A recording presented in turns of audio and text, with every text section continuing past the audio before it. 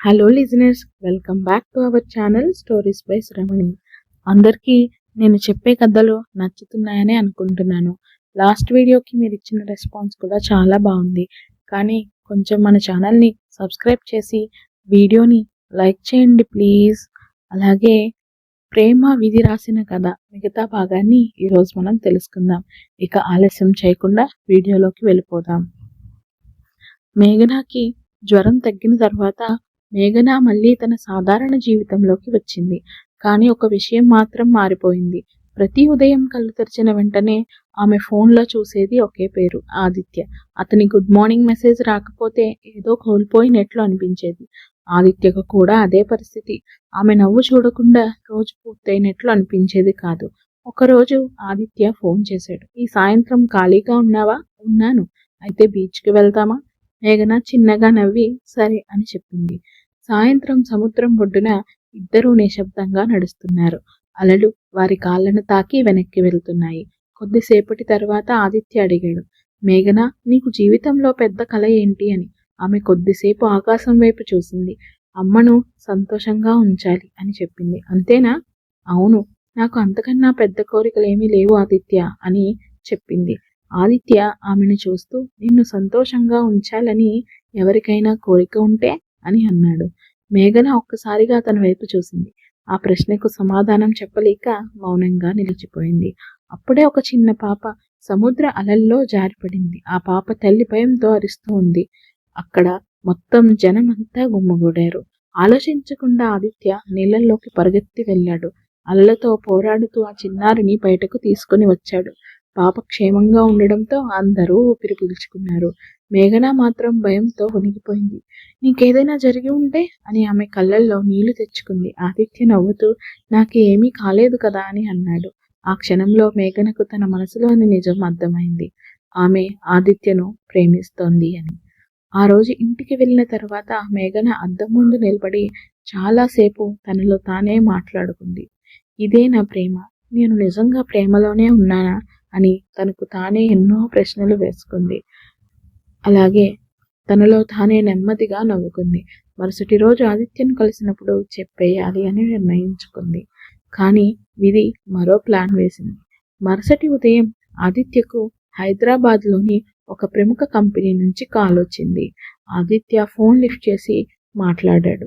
అప్పుడు ఆదిత్యకు, మా కంపెనీలో సీనియర్ సాఫ్ట్వేర్ ఇంజనీర్గా ఎంపికయ్యారు, కంగ్రాచులేషన్స్ అని చెప్పి మాట్లాడటం జరిగింది.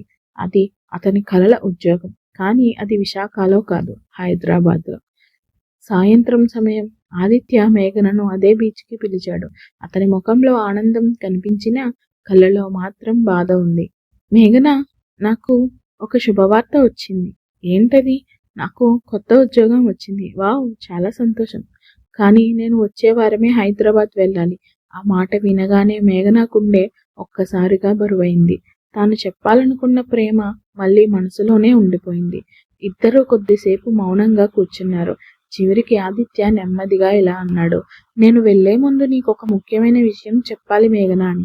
మేఘన గుండె వేగంగా కొట్టుకోవడం మొదలైంది. ఏంటి అని మెల్లగా అడిగింది. ఆదిత్య లోతుగా ఊపిరి పీల్చుకున్నాడు. అతను తన మనసులోని మాట చెప్పబోతున్న క్షణంలోనే అతనికి ఫోన్ మోగింది. ఆసుపత్రి నుంచి కాల్ వచ్చింది.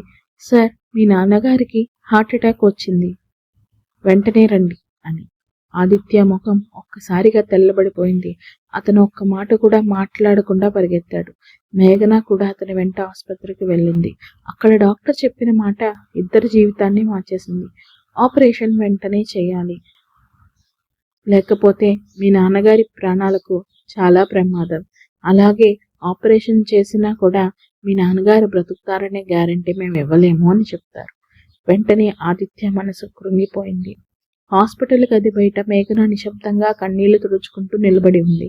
ఆదిత్య ఆమె దగ్గరకు వచ్చి ఇలా అన్నాడు, ఈ రోజు చెప్పాలనుకున్న మాట నేను తిరిగి వచ్చాక తప్పకుండా చెప్తాను అని చెప్పి ఆపరేషన్ థియేటర్ వైపు నడిచాడు. మేఘన మనసులో మాత్రం ఒకే ప్రశ్న, అతను చెప్పాలనుకున్నది, నేను వినాలనుకున్నది అదే మాటేనా? ఆ ప్రశ్నకు సమాధానం ఇంకా దొరకలేదు. కానీ వారి ప్రేమ కథ అసలు పరీక్ష ఇప్పుడే ప్రారంభమైంది. కొద్దిసేపు గడిచాక ఆదిత్య తండ్రి ఆపరేషన్ విజయవంతమైంది. కుటుంబ బాధ్యతల వల్ల ఆదిత్య కూడా హైదరాబాద్ ఉద్యోగాన్ని అంగీకరించి వెంటనే హైదరాబాద్ బయలుదేరుతాడు. ఇద్దరూ దూరంగా ఉన్న ఇద్దరి ప్రేమ మరింత బలపడుతుంది. ప్రతి రాత్రి వీడియో కాల్స్, చిన్న చిన్న సర్ప్రైజులు, లేఖలు వారి బంధాన్ని మరింత గాఢం చేస్తాయి. కొద్ది నెలల తర్వాత ఆదిత్య వైజాగ్కు వచ్చి సముద్ర తీరంలో సూర్యాస్తమయం సమయంలో మోకాళ్లపై కూర్చుని మేఘనకు ప్రేమను వ్యక్తం చేస్తాడు. మేఘన కన్నీళ్లతోనే నేను కూడా నిన్ను ప్రేమిస్తున్నాను అని చెప్తుంది. కానీ ఆ ఆనందం ఎక్కువసేపు నిలవలేదు. సముద్రపు అలలు నెమ్మదిగా ఒడ్డును తాకుతున్నాయి. సూర్యుడు అస్తమించబోతున్నాడు. కొద్దిసేపటి క్రితమే మేఘన తన ప్రేమను అంగీకరించింది. ఆదిత్య ఆమె చేతికి ఉంగరం తొడిగాడు. ఆనందంతో ఇద్దరి కళ్ళల్లో కన్నీళ్లు మెరిశాయి. అప్పుడే మేఘన ఫోన్ మోగింది. అమ్మ అని స్క్రీన్ పై కనిపించింది. హలో అమ్మ, అవతల నుంచి ఏడుస్తున్న స్వరం. మేఘన, వెంటనే ఇంటికి రా అని. ఏమైందమ్మా అని అడిగింది మేఘన. వచ్చాక చెబుతాను అని ఫోన్ కట్ అయిపోయింది. ఇంటికి చేరుకున్న మేఘన ఇంటి హాల్లో తన మావయ్య, అత్తయ్య, ఇంకొంతమంది బంధువులు కూర్చుని ఉండడం చూసింది. అమ్మ ముఖంలో ఆందోళన స్పష్టంగా కనిపిస్తుంది. ఏమైందమ్మా అని అడిగింది. మావయ్య చిరునవ్వుతో ఇలా అంటున్నాడు. మేఘన, నీకు మంచి సంబంధం వచ్చింది. అబ్బాయి అమెరికాలో ఉద్యోగం చేస్తున్నాడు. వచ్చే నెల నిశ్చితార్థం పెడదామని అనుకుంటున్నాం. ఆ మాట విన్న మేఘన చేతిలోని బ్యాగ్ నేలపై జారిపోయింది. మావయ్య, నాకు ఇప్పుడే పెళ్లి చేసుకోవాలని లేదు అని చెప్తుంది. ఇది నీకోసమే తీసుకున్న నిర్ణయం అని చెప్తాడు వాళ్ళ మావయ్య. అప్పుడు కానీ అని మేఘన గొంతు ఆగిపోయింది.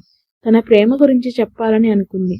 కానీ తల్లి ముఖంలో కనిపించిన ఒత్తిడి చూసి ఆ మాట గొంతులోనే ఆగిపోయింది. ఆ రాత్రి మేఘన ఇంటి పైకప్పుపై ఒంటరిగా కూర్చుని ఏడుస్తూ ఉంది. ఆదిత్య నుంచి కాల్ వచ్చింది. హలో, ఏమైంది? ఎందుకు నీ వాయిస్ అలా ఉంది అని అడుగుతాడు. తను మౌనంగా ఉండిపోతుంది. ఆ తర్వాత మేఘన నెమ్మదిగా మన ప్రేమకు మొదటి పరీక్ష వచ్చింది అని చెప్తుంది. ఆమె అన్ని వివరంగా ఆదిత్యకు చెప్తుంది. కొద్దిసేపు ఆదిత్య కూడా మౌనంగా ఉండి మేఘన అని పిలుస్తాడు. నేను నిన్ను వదిలిపెట్టను, కానీ మనం తొందరపడి ఏ నిర్ణయం తీసుకోకూడదు అని చెప్తాడు. అయితే ఏం చేద్దాం? ముందు నేను మీ అమ్మగారితో మాట్లాడతాను అని చెప్తాడు. మరుసటి రోజు ఆదిత్య తన తల్లిదండ్రులకు మేఘన గురించి చెప్పాడు. ఆశ్చర్యంగా వాళ్ళు వెంటనే ఒప్పుకున్నారు. నువ్వు ఇష్టపడిన అమ్మాయే మా కోడలు అని ఆదిత్య తల్లి ప్రేమగా చెప్పింది. ఆదిత్య ఆనందానికి అవధులు లేకపోయాయి. ఇప్పుడు ఒక్కటే మిగిలింది, మేఘన కుటుంబాన్ని ఒప్పించడం. కొన్ని రోజుల తర్వాత ఆదిత్య తన తల్లిదండ్రులతో కలిసి మేఘన ఇంటికి వెళ్ళాడు. మేఘన గుండె బలంగా కొట్టుకుంటుంది. అమ్మ మాత్రం నిశ్శబ్దంగా నిలబడి ఉంది. మావయ్య కోపంగా అడిగాడు, మా అమ్మాయిని ఎంతకాలంగా ప్రేమిస్తున్నావు అని. ఆదిత్య ప్రశాంతంగా సమాధానం చెప్పాడు. ప్రేమించడానికి తేదీ ఉండదు సార్, కానీ ఆమెను జీవితాంతం గౌరవిస్తానని మాత్రం మాట ఇస్తాను అని చెప్పాడు మన హీరో. ఆ మాటతో కొద్దిసేపు అందరూ నిశ్శబ్దంగా ఉన్నారు. కానీ మావయ్య టేబుల్ పై చేయి కొట్టి గట్టిగా ఇలా అంటాడు, ఈ పెళ్లి ఎప్పటికీ జరగదు అని. మేఘన ఉలిక్కి పడింది. మావయ్య అని పిలవగానే నువ్వు ఒక్క మాట కూడా మాట్లాడుకో అని గట్టిగా అరిచాడు. ఇంట్లో ఒక్కసారిగా ఉద్రిక్త వాతావరణం నెలకొంది.